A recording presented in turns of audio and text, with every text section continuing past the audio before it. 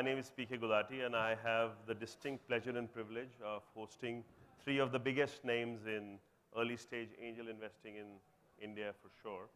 And starting with my dear friend and my guru, Sanjeev Bikchandani on this side, who I'm sure everybody knows for the Naukri and the various investments that he is a part of, the company that he started many years ago. I'm sure there are people in this room who got their jobs from Naukri.com. So I'm sure we all know it's been a part of our growing up in that sense. Dates you, but that's fine. But Sanjeev is also as one of the super angels who's invested in some of the biggest names or companies which have today become the biggest names. On my right, I have Ganesh. I'm sure we know him for from customer assist, as customer asset to Tutor Vista to now Portea Medical. So he has been a serial investor and a serial success story, and also an active angel investor. And last but not the least, Rehan Yar Khan, who probably holds a record, I'm told, for a singular angel deal, which he will talk about. I knew him first as a part of Indian Angel Network many years ago, just after he did his success story in distributing flowers around the world. And today, he has a fund called Oreos, which is taking this to the next step. So I'm sure everybody wants to know about what these guys do and how you can get them to become an angel investor in your particular idea. So let me start with, the first question to all of them is, what is your standout angel investment story? And something which stands out. We all hear about them, but what is your side of the story, which, say, starting with Rehan, like one investment which you probably thought you wouldn't do but did, and it became something which became standout?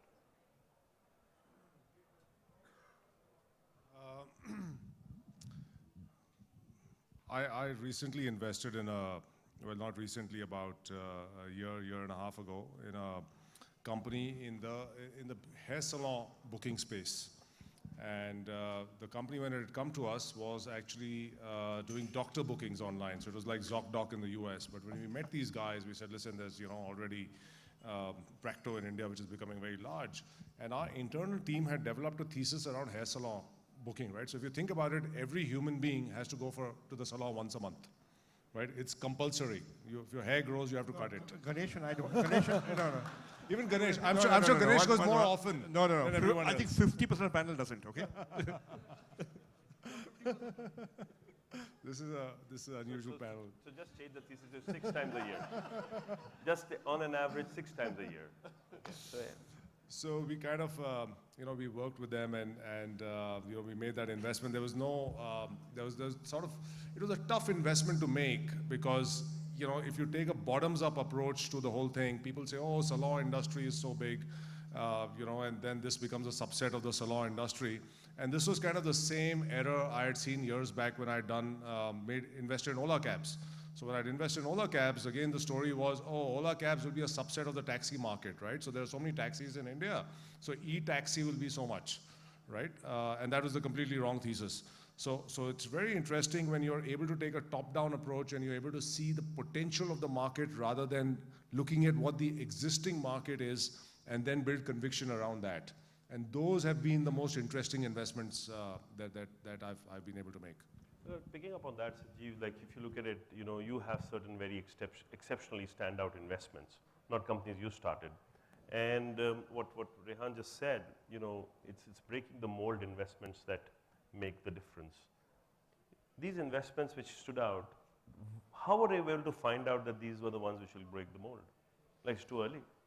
Yeah, so you can't predict, right?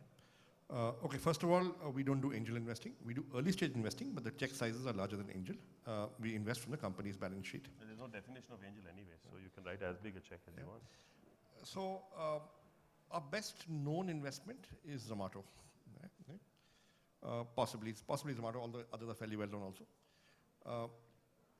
So when we saw Zomato for the first time, it was actually called Food eBay, right? And I used to use the site, and I was using it for about 6, 8 months, and my son and I, we would figure out where to go on the weekend for lunch or dinner or whatever. And I really liked the fact that they had the menu cards there. They were the only site with all the menu cards. They had about 800 restaurants all over Delhi then. And then, even Hitesh, my partner, was using the site, and one day he just wrote me a mail that, have you looked at this one for investment? And, the penny dropped. I said, oh my God, I've been using it, and I didn't even think of it for investment. So I reached out to Dipinder Goyal, founder, CEO. I didn't know him at all. So I first went to Network Solutions, checked out who owned the domain name. Then I did a Google search on Dipinder Goyal, and I found his email ID somewhere. And I sent him an email saying, look, I am so-and-so. We invest in companies. I like your site. I've been using it. Good work. If you're looking to raise money, this is my mobile number. He called me up in 4 hours, and we met the next day. And we shook hands within 72 hours. And we put in $1 million, which was then 4.5 crores, for 33% of the company. Now, this is against a competitive term sheet. Right? He had been offered $500,000 from an early stage venture capitalist for 25%. And we told him, look, $500,000 will take you, you'll start looking for money in 3 months again. It won't take you anywhere. So you need to at least have 12 months of runway. So take $1 million, and we'll up the valuation a bit. But we'll get 33% for $1 million. So we doubled the amount, and we took a little bit extra.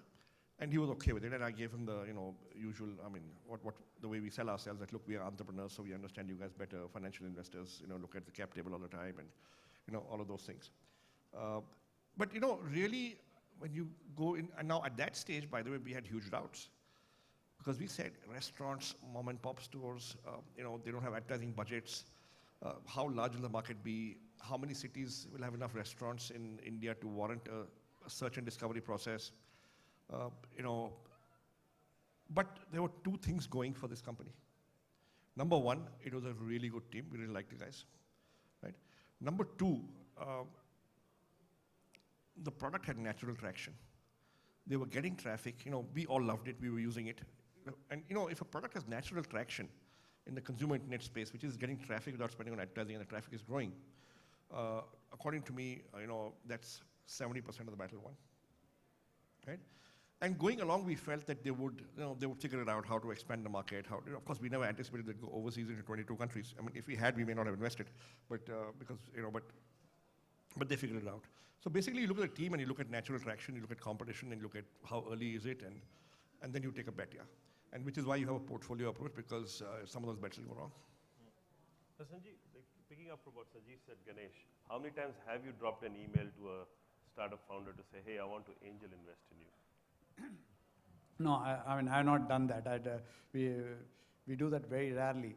Our model is slightly different than traditional angel investing. So what we really do is slightly reverse. We first come up with an idea or a thesis, and then find the founders to be able to, team around it to do that stuff. So that's what we do in Growth Story, and that works out well. I mean, just to start, Growth Story is a 4-year-old venture investment platform. The first one obviously was Big Basket, which 4 years back, when he came up with a thesis saying that grocery shopping, going and buying bread, milk, is extremely painful. The traffic was not as bad as it is now. Even at half that level, the roads were bad, the traffic is bad. It's really painful.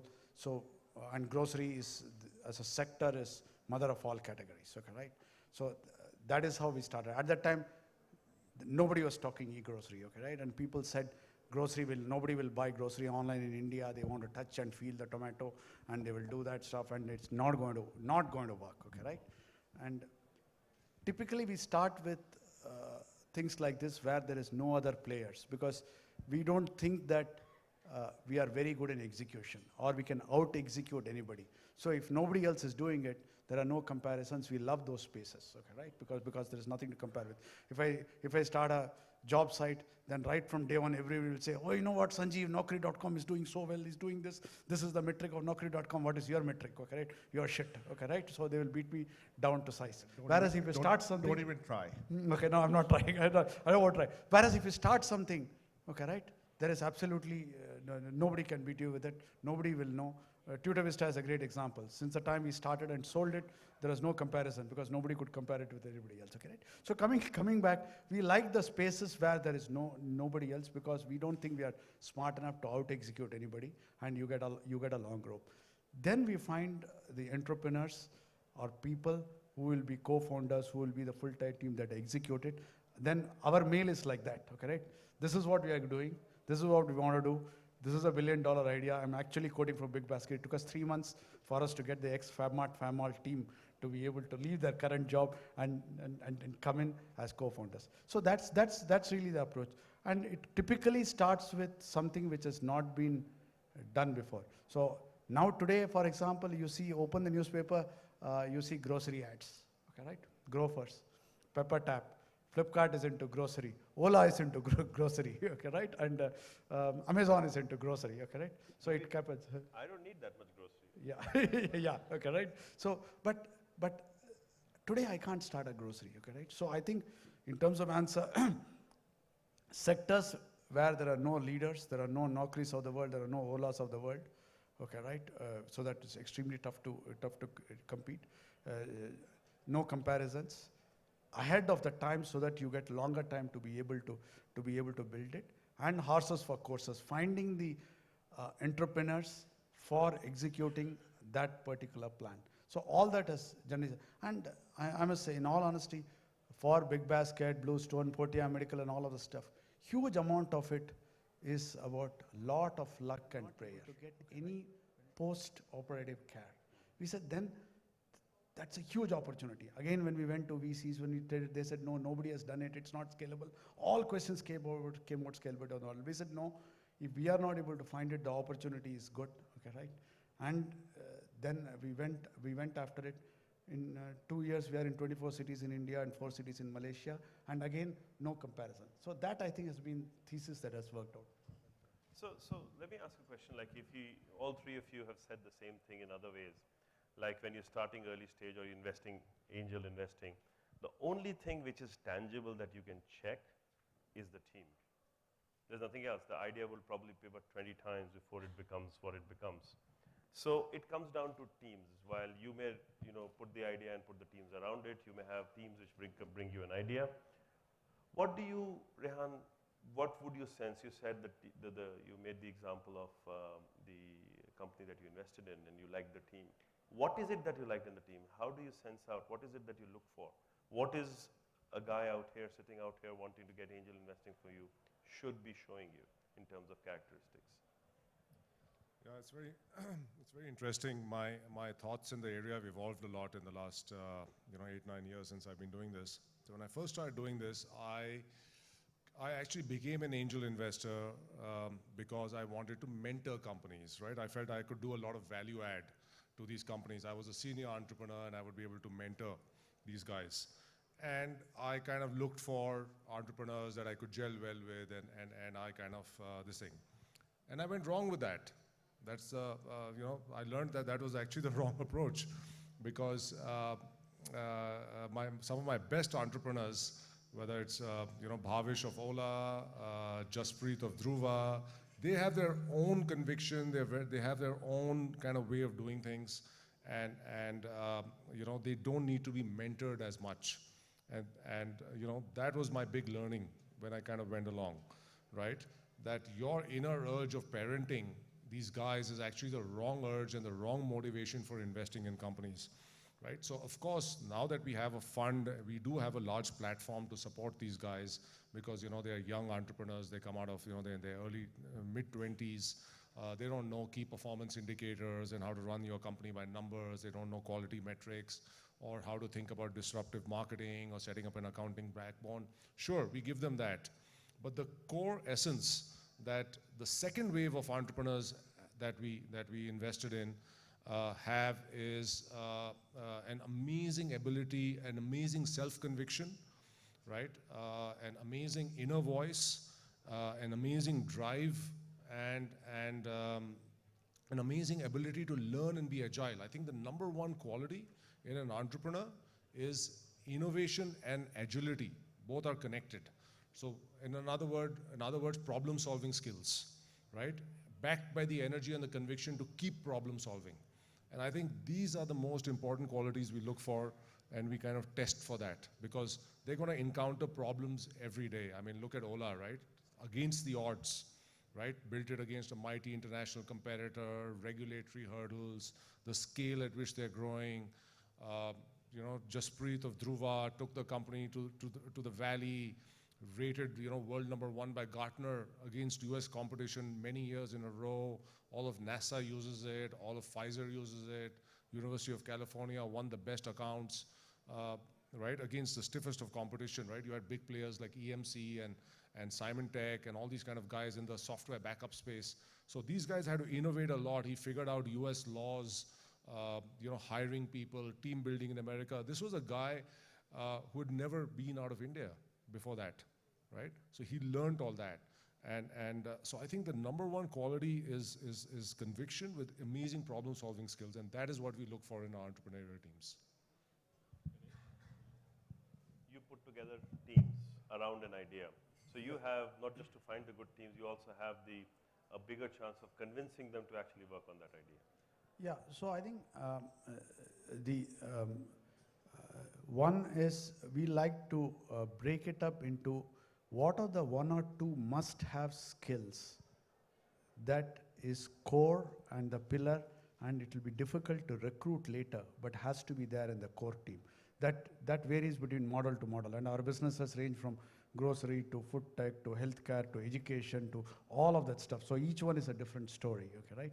There are common theme of disruption using technology, digital marketing, building a consumer brand and all of that stuff. But each one has got a certain core skill.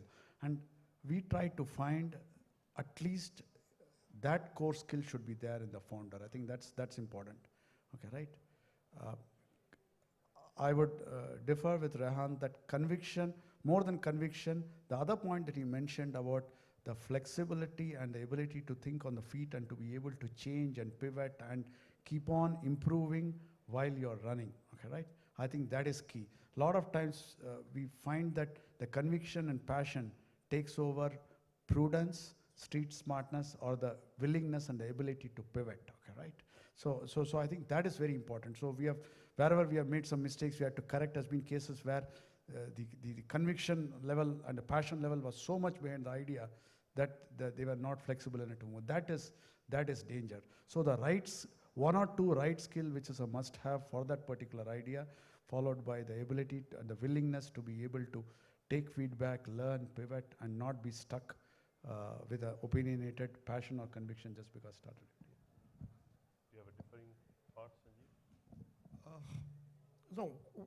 You started with talent search as a business, so. So, you know, let's just look at it for a different prism. So from inception to, see, exits are hard in India. Strategic sale मुश्किल से होते हैं और उतने नहीं होते हैं और इतने वैल्यू पे नहीं होते हैं. IPOs are 12 to 15 years from inception. You know, Indian markets, not even early IPOs.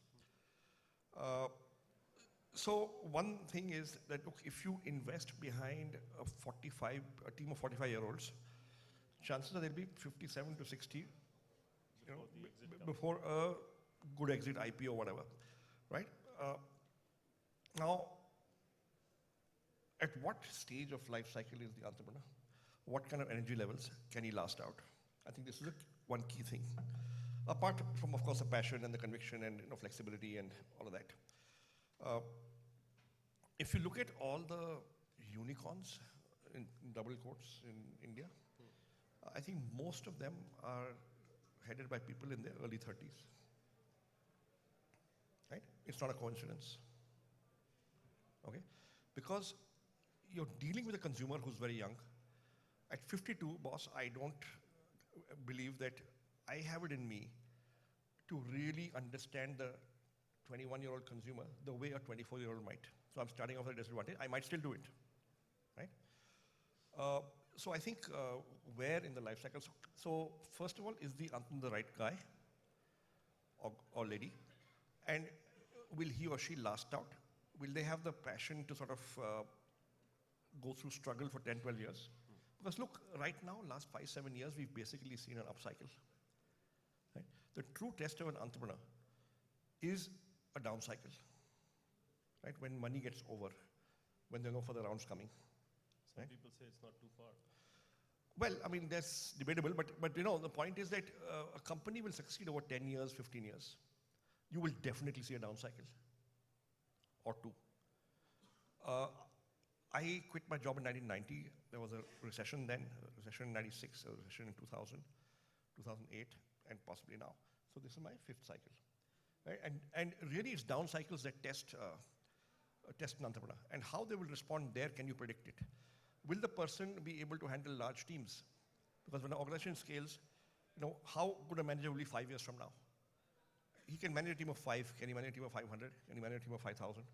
Now these are calls you make, right? Apart from that, of course, we invest in consumer internet. So how good a consumer understanding does he have? Does he have the ability to create trust across the table? Therefore, will people want to work with him? I think one key attribute of an entrepreneur is that you have to have the ability to create trust across the table, whether with investors or with customers or with employees.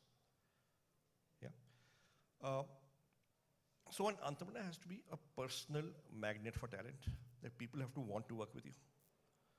And that's how you'll build a good team. So these are some of the things we sort of look at. So I'm sure all of you have a great track record, and you know we've talked about the success stories that Zomato, Ola, or but I'm sure there's some which got away. So do you have a story of something which you did not invest in and should have invested in the right time? Sir? We said no to Ola in their pre-series A. Yeah. Okay. Somebody's Now, misfortune is somebody's fortune. Good. now you see, we have a particular way of looking at companies, which is okay. Bhavish is obviously very good. I mean, met him, I liked him. At that stage, he was saying, okay, I've got this idea. From Bombay, taxis go to Mahabaleshwar and they come back empty. Right? If I can fill the return journey,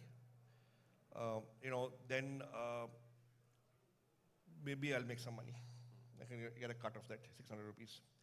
I'm saying to myself, Mahabaleshwar, how many taxis go, how many come back empty, can you do the demand aggregation, 600 rupees ka 10% milega, 60 rupees milega, how many taxis I'll have to do. And I came away saying, the guy's good, but maybe this won't work. Yeah. Now that idea obviously did not work, but obviously Bhavish was so good that he did a different idea finally, which worked. Yeah, so we all have our misses. I think, I don't think you can get every call right. Question is that if you do well enough on your portfolio of companies that look, on the aggregate you're winning and you're winning reasonably well, it's okay. Rehan, I was told that your number, the ROI number on Ola was somewhere in the 200x kind of a space. I don't know how correct or wrong, this is anecdotal evidence, but I believe it was a very substantial. And I'm sure there are others which got away. So do you have a story to share? Yeah, I was just kind of thinking of that while you asked the question. A couple of companies, I won't name them, which I had passed on, which became big. And I was just thinking about that. And you know what, PK, I'd pass on them again. Even though they became big, right?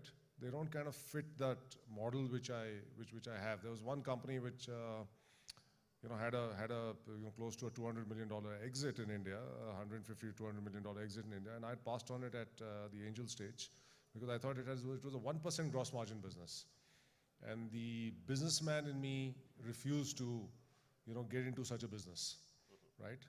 And then it grew well, and it became a $150 $200 million exit, good exit, right? And people said, Rehan, what kind of investor are you? You're a dodo. You passed on that, but you know what? I'd pass on it again. So I think we all have our models, right? That we like to follow, and I think that's very important. Yeah, so you will miss a few, but you can't be this. I don't know about being this opportunistic kind of guy that you're kind of riding the wave and doing it. Yeah, but if you look at the flip side, that time you're managing your own money. If you're managing somebody else's money as a fund manager, you can be blamed for this. Responsible. Yes, but it's like I don't have a lot of conviction around the on-demand space right now, right? I think it's a luxury model which is imported from the US, right? I think India is not a luxury country. Convenience is for the rich. It's not for the masses, right? So I don't have conviction around that model. A lot of funding has gone into it. We still don't have conviction around that model. We think it's not a model for India, right? Maybe we are wrong. But I think you need to have, I think it's very important that, and that conviction, yes, you will miss a few, but you will also get 8, 9 right out of 10, right? And I think that's the model you got to kind of keep following. You have a view, so we look at very mass models, which, you know, the Indian middle class can afford. You know, we're that kind of investor. We stay away from elite models that few people, we stay away from low gross margin businesses. We stay away from businesses which, you know, maybe by the 5th pivot will kind of get it right. And, you know, the entrepreneur shows you, acha boss, after this I will do this, then I'll do this, then I'll do this, and then I'll make my money, right? I can't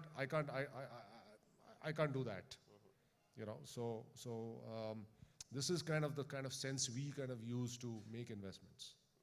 So at this point, I wanted to kind of, you know, get to the definition of angel. I think there's been a lot of criticism and talk about what really is angel investment. You know, 15 years ago, I was taught angel investment was when the money was incidental, but the intangible, the value of the person who was putting the money was primary. In the sense, the time, the effort, and the mind share that the person would be able to share with you and provide you intangible benefits was far more important. Today, it seems like, or at least this is the criticism in some sectors, that it's become a low-ticket investment, like people spray and pray, and there is little which backs it. Now, when you do an angel investment, there is a commitment, I believe, or at least in the right sense, should be made. Do you see that happening, or do you see it kind of becoming too much of a, let's say, you know, investment which is more for the sake of investment rather than, you know? Sure, I'll take a stab at that. So it's interesting, right? We are a fund, and because we are a fund, we have analysts and we have resources, so we do these kind of fun things. We prepare model sheets, right? And you know what our model sheets, so our model right now is we only invest about 35 to 40% of our corpus to build our portfolio, and then we follow on into our winners. A lot like what the earlier panel said, right? I think Mukund said that I put a little bit and then I keep following on. But it's very interesting. We have a sheet actually in our fund which shows that if you don't do that, right? So we do that. And if you don't do that and you only invest in companies, right? One round, you'll actually probably get a better return on your investment than if you follow on with your fund corpus. But I'll tell you where the cookie crumbles in that. You have to do at least 90 investments per corpus, right? To get to that number. 90 decent quality investments. You have to be able to monitor 90 investments. So that's where that model crumbles, right? So there is a value in spray and pray, given that there is a lot of high quality of entrepreneurship coming. So maybe that model is a few years away from here. But interestingly, the Excel sheet supports that, right? So, but because we have to do a few, we of course provide a lot of mentorship. So we have a complete platform of 20 people in our fund, right? So we're very unusual for an early stage fund. We have 20 people, very high cost of delivery, as we call it, right? To support these guys. I think that's what Ganesh also does, right? He has this whole platform where he kind of supports these guys. The alpha in investing terms, as it's called, which is the return on investment, the extraordinary return on investment, is gained by reducing mortality of companies at the early stage, right? And that's what we kind of support. We try to get these guys through. And I think that's very important. Yeah, I think Ran said it very nicely. I think there are two philosophies of angel investing, or as I see it, okay, right? One is small ticket, large number, what you can call it as spray and pray. And I don't think spray and pray has got a negative connotation. Angel investment, in the truest sense, spray and pray or spray and play, okay, right? Spray, play and pray, okay, right? Or spray, pray and play, okay, right?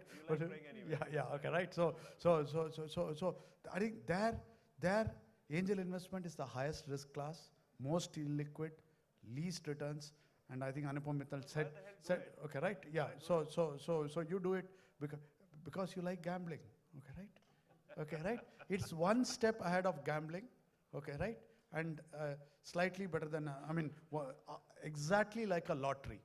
Like a lottery ticket, you have to buy large number of tickets to maximize your chance of success. You can't buy one lottery ticket, okay, right? Small amount of money, okay, right?